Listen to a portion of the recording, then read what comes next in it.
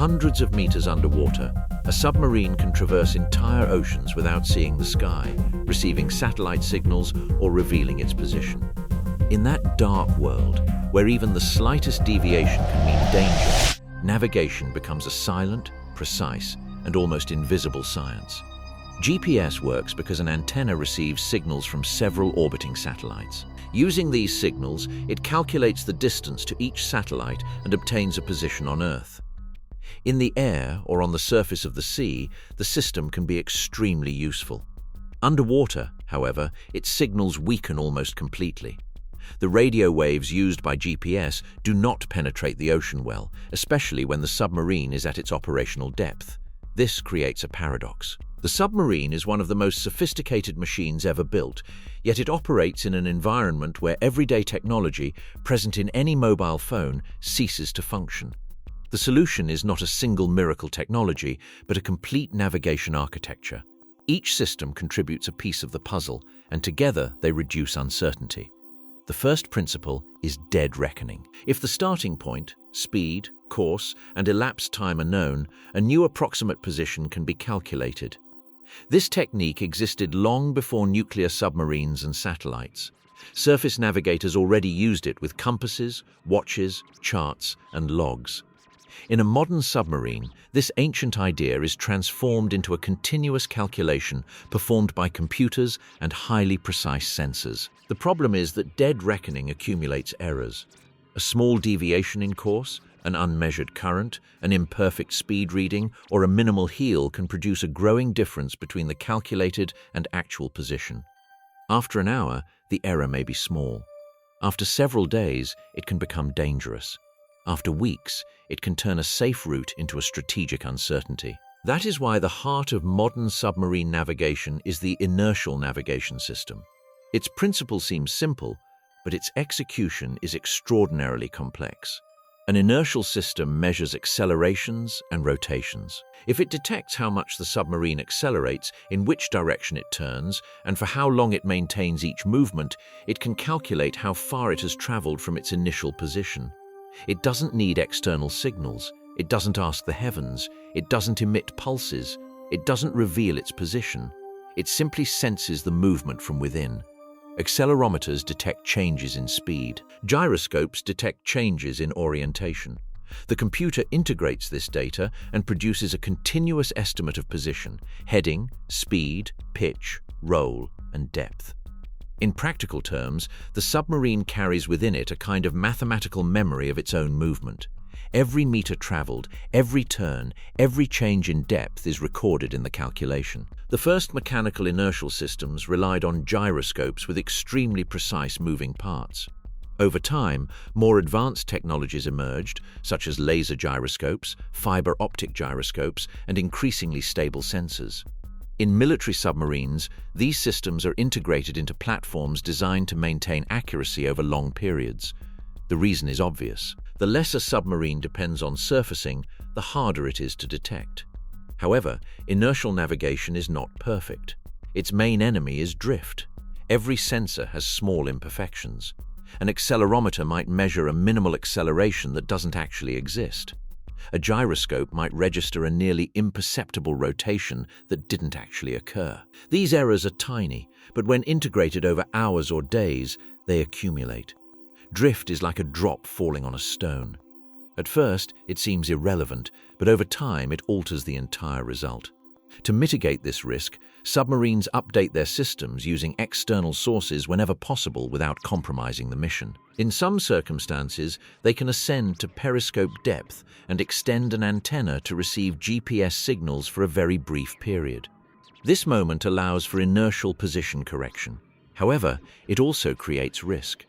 Any mast, antenna, or periscope near the surface can be detected by radar, infrared sensors, aerial surveillance, or satellites. In a discrete operation, even a few minutes of exposure can be too much.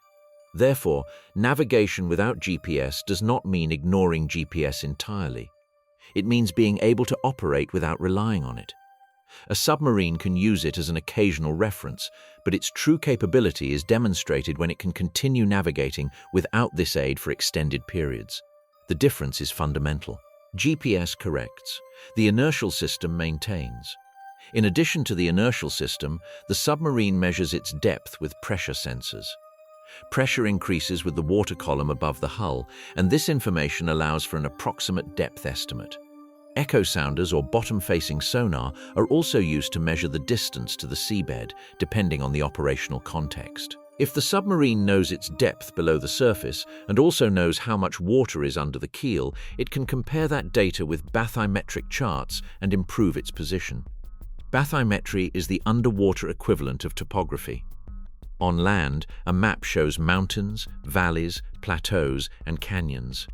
In the ocean, the seabed also has mountain ranges, volcanoes, trenches, plains, cliffs, and channels. For a long time, the ocean floor was imagined as a smooth, monotonous expanse. The reality is much more complex. Underwater, there is a gigantic landscape with features that can serve as navigational landmarks. In well-mapped areas, a submarine can compare the relief measured by its sensors with maps of the seabed. If the depth profile beneath the root matches a known shape, the computer can adjust the estimated position. This technique does not replace inertial navigation, but it can help correct it.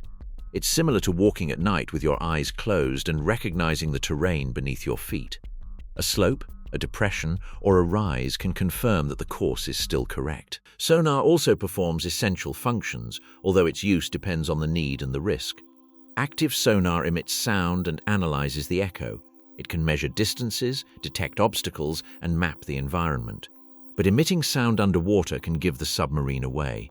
In stealth operations, active sonar is used with extreme caution. Passive sonar, on the other hand, listens. It doesn't emit anything.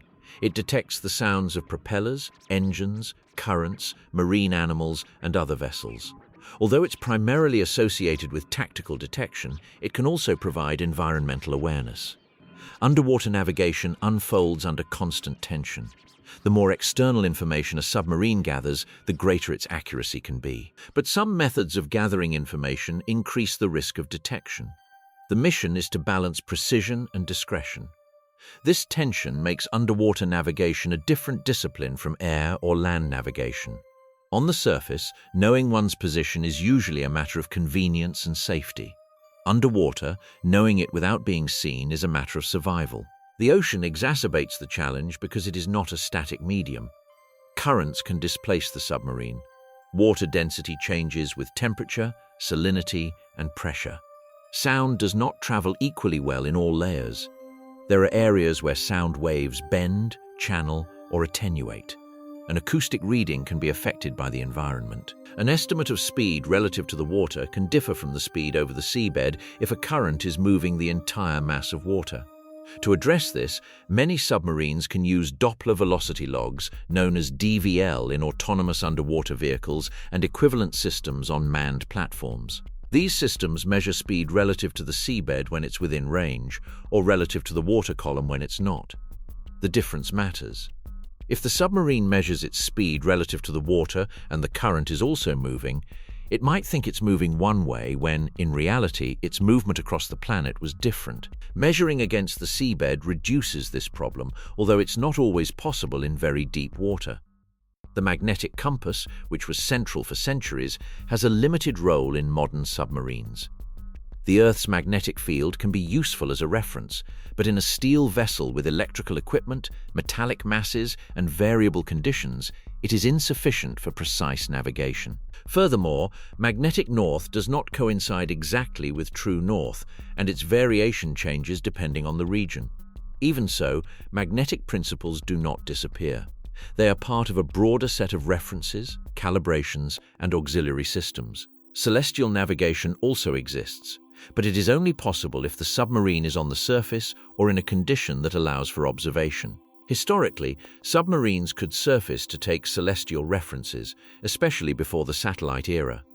Today, that option retains conceptual and backup value, although in modern operations the priority is usually to minimize any exposure. The sky can provide a position, but looking at the sky can compromise stealth. The result is layered navigation. The first layer is inertial, continuous, and silent. The second layer is speed, measured by internal and external instruments. The third is depth, associated with pressure and distance to the seabed. The fourth is comparison with bathymetric maps. The fifth is occasional external updates, such as GPS, communications, friendly acoustic signals, or visual references when the situation allows. The sixth is human judgment, which interprets data, validates routes, and detects inconsistencies. That human judgment remains indispensable. Even though the submarine is packed with computers, navigators must understand the margin of error, the quality of the data sources, and the consequences of each correction. A position is not just a number, it is an estimate with uncertainty. Professional navigation always asks how wrong that position can be and what risks exist if the error is at its worst. In a narrow channel, an error of hundreds of meters can be critical. In the open sea, it may be tolerable for a time. Near a hostile coast, a small error can lead the submarine into enemy sensors, shallow waters, or minefields. On a strategic nuclear patrol, the problem may be different, maintaining an operational area without revealing patterns. Each mission defines its own relationship between accuracy, silence, and risk. That is why submarines do not navigate without GPS in the same way in all cases. An attack submarine, a ballistic missile submarine, an autonomous research vehicle, and a scientific submersible have different needs. An oceanographic vehicle can freely use active sonar and acoustic transponders. A military submarine can avoid them. A scientific vessel seeks data. A strategic vessel seeks invisibility. The physics are the same, but the decisions are completely different. A modern submarine doesn't move blindly. It moves with a vision, unlike human vision. It doesn't see with light, but with pressure, sound, acceleration, rotation, maps, and probabilities. Its world isn't represented by a windshield, but by a control room where every piece of data becomes a component of a possible position. The inertial navigation system can be understood as the skeleton of the process, but a skeleton needs muscles, senses, and corrections. The actual navigation of a submarine relies on the fusion of sensors. Each instrument observes a different part of the problem. Some measure movement, others depth, others distance, others sound, others time. The computer integrates this data, but the crew must know when to trust it and when to be suspicious. Time measurement is a fundamental piece. Navigation is about relating movement to duration. An error in time affects speed, distance, and synchronization. That's why submarines depend on highly precise clocks. On advanced platforms, internal time is not an administrative detail, but a navigational infrastructure. Every sensor reading must be synchronized. If an acceleration, a rotation, and a depth measurement do not correspond to exactly the same instant, the reconstruction of movement is degraded. Depth, although it seems like a simple piece of data, also has nuances. A pressure sensor indicates the depth below the surface, but the surface is not a static sheet. There are tides, waves, atmospheric changes, and local variations. In deep water, a few meters may not matter much. Near the seabed, they can be crucial. Safe navigation requires knowing not only the submarine's horizontal position, but also how much vertical space it has to maneuver. The distance to the seabed is obtained using echo sounders or navigation sonar when available. An acoustic pulse travels downward, bounces off the seabed, and returns. By measuring the round-trip time and knowing the speed of sound in water, the distance can be calculated. But the speed of sound in the ocean is not constant.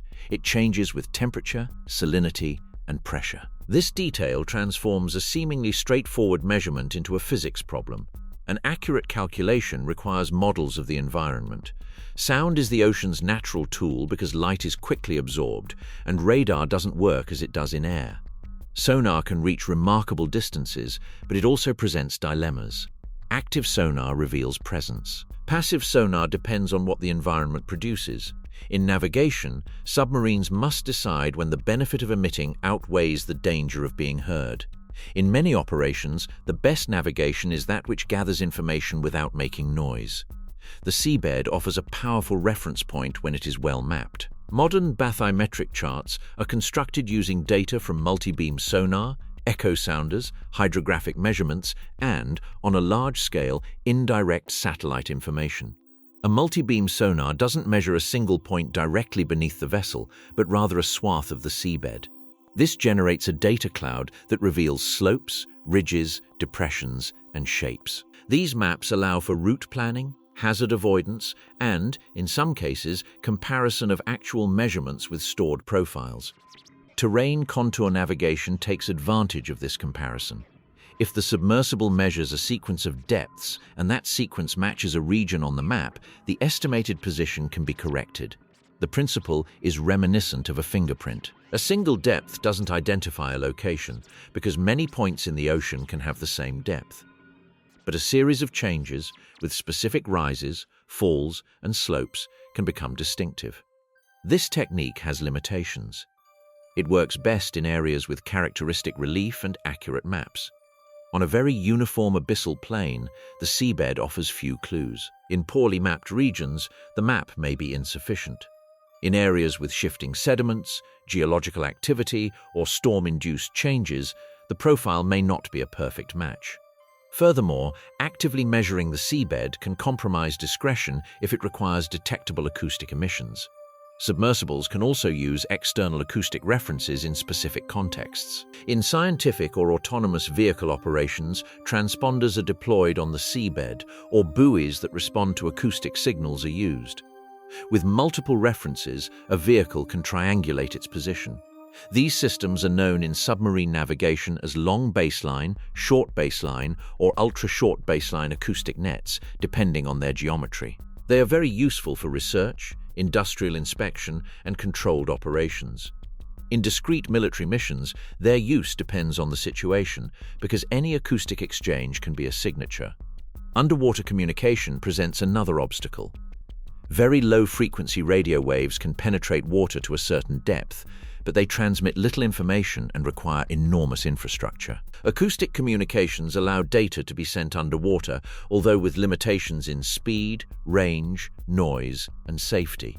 Therefore, a submarine cannot behave like a drone constantly connected to an external network. Its autonomy is not a preference, but a necessity imposed by the environment. Navigation without GPS also requires special nautical charts. On the surface, a chart indicates coastlines, depths, hazards, routes, buoys, lights, and restricted areas. Underwater, the focus shifts. The seabed topography, composition, deep channels, slopes, seamounts, sound layers, fishing grounds, surface traffic, and sensor networks all become important. A submarine needs a three-dimensional, tactical view of the ocean. Sound layers are particularly important. In the sea, the speed of sound varies with depth. This can create channels where sound travels very far or areas where it bends and leaves acoustic shadows. For a submarine, these conditions affect both detection and navigation. An echo may arrive distorted. An enemy sound may appear to come from a different direction. A submarine can hide in one layer or avoid another. Navigation, acoustics, and tactics are all intertwined. Underwater topography also influences stealth. A submarine can use seamounts, canyons, or changes in depth to reduce the likelihood of detection, provided it has sufficient knowledge of the terrain. But this maneuver increases the demands of navigation. The closer it operates to the seabed or a coastline, the smaller the margin of error. The very geography it protects can become a threat. Speed is measured in several ways. A log can estimate movement relative to the water. A Doppler system can measure it relative to the seabed if it is within range. The inertial system calculates speed from accelerations. Each method has advantages and errors. Accurate navigation arises from comparing them. If the inertial system indicates one speed and the Doppler shows another, there may be a current, sensor error, or an unforeseen environmental condition. The discrepancy is not an automatic failure. It is a clue. Ocean currents are one of the great silent enemies. A submarine may be heading east and moving at a certain speed, but a cross-current can slowly push it north or south. In the open sea, this is corrected for with models and measurements. Near straits, canyons, or continental shelves, currents can be complex. Navigation must incorporate oceanography, not just geometry. There are also internal tides, density waves, and water masses with distinct behaviors. The ocean is not a uniform pool. It is a stratified, moving system with invisible boundaries. A submarine travels through layers where temperature, salinity, pressure, and sound change. These changes affect instruments, acoustics, and performance. Submarine navigation requires knowledge of the water, not just the map. The navigation crew works with quantified uncertainty. The estimated position is usually represented with a margin of error. This margin grows over time if there are no external corrections. When a reliable reference is obtained, the margin decreases. The goal is not to eliminate error, but to keep it within acceptable limits. On extended missions, this error control is as important as the course itself. On a military submarine, the navigation team is part of a disciplined chain. Data is recorded, calculations are verified, sources are compared, and risks are anticipated. The commander needs to know not only the probable position, but also the associated confidence level.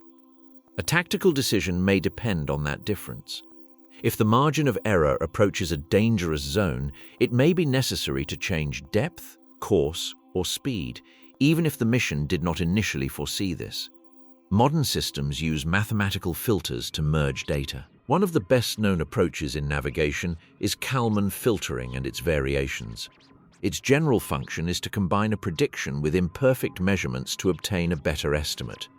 If the inertial system predicts a position and another sensor delivers a measurement with a certain level of confidence, the filter weighs both sources. It doesn't blindly accept one or discard the other. It calculates which estimate is more probable. This logic is essential because no sensor is perfect. A GPS, when available, can have errors. A sonar can be misled by acoustic conditions. A map can be outdated. An inertial sensor can drift. A Doppler log can lose contact with the seabed. Robustness arises from redundancy. A submarine doesn't rely on a single eye. It relies on many senses that correct each other. In autonomous underwater vehicles, navigation faces similar problems, although on a smaller scale and with different objectives. AUVs used for science, mining, cable inspection, or exploration must navigate without GPS while submerged. They use inertial navigation systems, Doppler ultrasound, sonar, pressure sensors, maps, and sometimes acoustic beacons. The overall challenge is clear. The longer they are without an absolute external reference point, the greater the error becomes. That's why many periodically return to the surface or use deployed acoustic nets. Military manned submarines possess more sophisticated sensors, greater power, better maps, and trained crews, but the nature of the problem remains the same. Underwater, there is no universal, permanent, and free signal equivalent to GPS. Every position is determined through calculation. The mystery surrounding submarines stems from this autonomy. From the outside, a submarine disappears. It leaves no visible route. It doesn't transmit its location. It doesn't illuminate the seabed. It doesn't need to constantly scan the sky. But inside, that disappearance depends on intense intellectual machinery. The external silence is compensated for by an internal noise of calculations, verifications, and decisions. Submarine navigation is, in a sense, a form of memory. The submarine remembers where it started, how it moved, how much it turned, how far it descended, what seabed it passed beneath, and what currents it crossed. With this memory, it reconstructs its present. The more accurate the memory, the safer the voyage. But all memory can be distorted. That's why it needs confirmation. A bathymetric profile, a Doppler reading, a brief GPS correction, an acoustic reference, a periscope observation, or a comparison with expected traffic can all act as anchors to reality. The navigator's mission is to know when an anchor is reliable and when it might be an illusion. Beneath the ocean, even precision is a form of stealth. Submarine navigation doesn't occur in a technical vacuum. It's tied to strategy. A submarine can carry missiles, pursue other submarines, protect a naval force, patrol a coastline, deploy specialized equipment, gather intelligence, or conduct scientific research. Each mission demands a distinct navigation approach. A ballistic missile submarine, designed for nuclear deterrence, seeks to remain hidden for extended periods. Its mission depends on the adversary's uncertainty. If no one knows its exact location, its strategic value increases. For this type of platform, navigation must be precise, but also extremely discreet. correcting its position cannot reveal the patrol area. That's why inertial navigation systems and low-exposure procedures are vital. An attack submarine operates differently. It can follow ships, hunt submarines, approach coastlines, or navigate through traffic zones. It needs to maneuver more frequently and adapt to changing scenarios. It can operate in deep or littoral waters. In coastal areas, navigation becomes more challenging. There's less depth, more obstacles, more noise, more ships, more nets, more sensors, and greater variation in the seabed. Accuracy becomes critical. Scientific and exploration submarines prioritize other aspects. They can use active sonar, beacons, and acoustic communications with fewer restrictions. To map the seabed, study ecosystems, or inspect structures, they need to know precisely where the data was collected. In that world, navigation is part of the science. A discovery loses value if its exact location is unknown. Navigation in polar waters adds a particular difficulty. Under the ice, a submarine cannot surface freely at any point. GPS is unavailable while submerged, and the surface is covered by a solid barrier. Finding areas of thin ice, polynyas, or safe zones requires sonar, maps, experience, and constant analysis. The margin of error is reduced because the option to surface to correct position may not be immediately available. In the Arctic, the magnetic and geographic environment further complicates some references. Near the poles, magnetic compasses are less useful. Routes may cross areas where traditional references behave less intuitively. Inertial navigation becomes even more valuable, although it also requires calibrations and drift control. In that scenario, a submarine becomes a vessel that travels within an ocean enclosed from above and below. Underwater history is marked by accidents that highlight the importance of navigation. In wartime, a wrong position could lead a submarine into minefields, sandbanks, or patrolled routes. In peacetime, a miscalculation can result in collisions, groundings, or entries into restricted areas. Even with modern technology, the ocean retains the capacity to punish overconfidence. The seabed is not always mapped with sufficient detail. Although enormous bathymetric databases exist, much of the deep ocean has still been mapped with limited resolution compared to the Earth's surface. Some regions are well known due to their commercial or military importance. Others remain uncertain. For a submarine, that difference matters. An unmapped seamount can pose a real hazard. Nautical charts are updated, but they are not omniscient. The seabed can change due to landslides, earthquakes, volcanism, sedimentation, or human activity. In coastal areas, changes can be more rapid. Cables, pipelines, platforms, nets, and sunken debris add further obstacles. Modern underwater navigation needs up-to-date data, but also caution in the face of the unknown. Automation helps, but it doesn't eliminate human responsibility. Systems can calculate routes, merge sensors, warn of hazards, and project errors. But algorithms work with input data. If a measurement is flawed, a map is incomplete, or an environmental condition wasn't considered, the computer can produce a false sense of confidence. That's why training navigation personnel remains crucial. Submarine navigation is also entering a new technological phase. One of the most promising fields is quantum inertial navigation. Its goal is to reduce drift by measuring accelerations and rotations with much greater precision, using properties of ultra-cold atoms or atomic interferometry. The promise is clear. If the inertial system drifts less, the submarine can spend more time without external corrections. In an environment where GPS can be jammed, spoofed, or simply inaccessible, that capability has strategic value. Research into quantum sensors doesn't mean that current systems are useless. It means that the main limitation, inertial drift, remains such a significant problem that it warrants new generations of technology. A real breakthrough in this field could transform not only submarines, but also aircraft, missiles, drones, spacecraft, and autonomous vehicles operating in signal-free environments.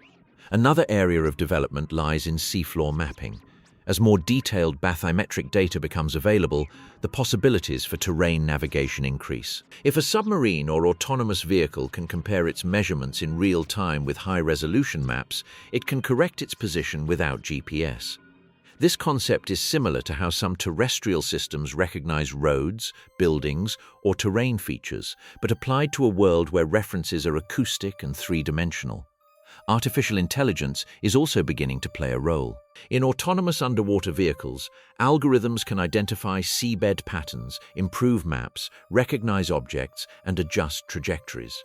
Simultaneous navigation and mapping, known as SLAM, allows a vehicle to build a map while estimating its own position within it.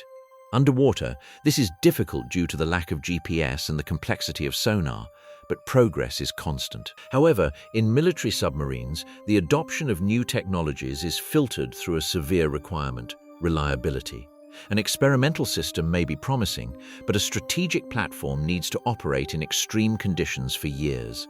Navigation cannot depend on a fragile novelty. Every sensor must withstand vibrations, pressure, thermal changes, interference, limited maintenance, and combat scenarios. The problem of electronic warfare also arises. GPS may not only be absent underwater. On the surface, it can be jammed or spoofed. Modern military forces assume that satellite signals can be negated. That is why navigation without GPS is no longer just an underwater peculiarity. It is becoming a general necessity. Planes, ships, drones, and land units are searching for alternatives. Submarines have been facing this future for decades. Submarine navigation has a psychological dimension. The crew lives in a closed environment without windows or natural landmarks. No one sees cities, mountains, or stars passing by. The vessel moves in complete darkness, guided by instruments. This condition demands absolute trust in the procedures. The submarine's position is not a visual experience, but a shared technical construct. That structure must be defended against minor errors. A misrecorded entry, a confused unit, a correction applied twice, outdated data, or a reading accepted without verification can create problems. This is why naval cultures place such importance on checklists, defined roles, and redundancies. On a submarine, discipline is not ceremonial. It is a security system. Navigation is also intertwined with secrecy. Many routes, maps, acoustic signatures, and procedures are classified. Public information allows us to understand the general principles, but not the operational details. This fosters an area of mystery. We know how the physics works, but not exactly how each navy combines sensors, maps, algorithms, and tactics. That opacity is deliberate. In submarine warfare, revealing how you navigate can reveal how you can be found. The central question, then, is not simply how submarines navigate without GPS. The deeper question is how they maintain sufficient certainty within an environment designed by nature to erase references. The answer combines independence and accuracy. A modern submarine calculates its position by itself, compares that position with the world when it can, and reduces error without breaking the silence. On a long ocean voyage, a submarine can rely primarily on its inertial navigation system, supplemented by speed and depth sensors. In an area of known topography, it can use the seabed as a reference. In a scientific operation, it can rely on acoustic beacons. In a safe situation, it can briefly surface to update its GPS. On a secret mission, it can reject any action that increases the vessel's signature, even if it means accepting greater uncertainty for a time. Every decision is a trade-off. Greater precision can mean greater exposure. Greater silence can mean more drift. Greater speed can generate more noise. Closer proximity to the seabed can provide cover, but also a risk of collision. More communications can provide data, but also reveal its presence. Submarine navigation is the art of managing these trade-offs.